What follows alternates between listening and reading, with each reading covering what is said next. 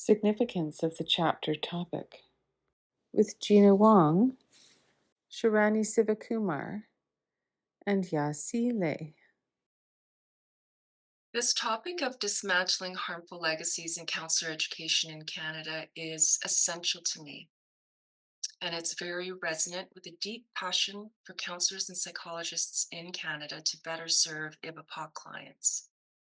In order for this to happen, I feel we must decolonize our teaching practices and curriculum content and name, identify, and politicize the academy and the professions of counseling and psychology as spaces where we show great priority and emphasis on dismantling these legacies of colonialism, and that we create roadmaps and frameworks to guide ways to have difficult conversations about decolonization.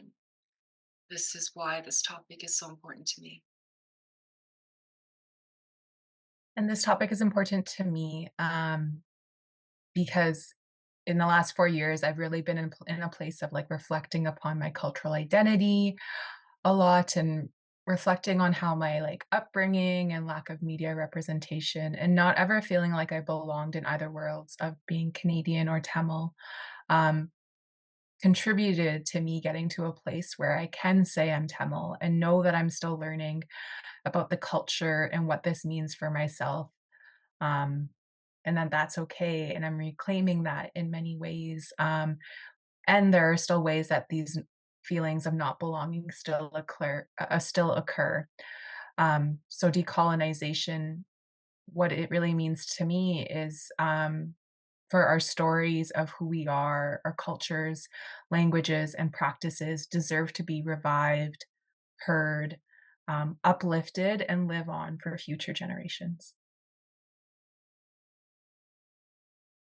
And for me, the topic of decolonization is important because being a part of Asian mental health research and advocacy working group is the first time where I felt a sense of safety and belonging because I am not one of the only few people of color in a space anymore.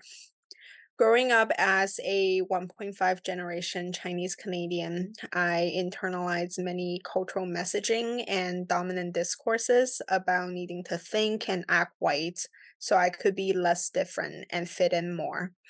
And in the process of assimilating to the Eurocentric ways of living and being, I have become very disconnected from my culture and at various times felt ashamed to be Chinese. And this is why decolonization is a big deal. I should never have felt shame for my cultural identity, for speaking my own language in school, or to speak English with an accent. Our existences and diverse cultures deserve just as much recognition, validation, and celebration as colonial languages and practices. And we all have the right to be proud of exactly who we are and show up in spaces authentically. I love that, Nancy.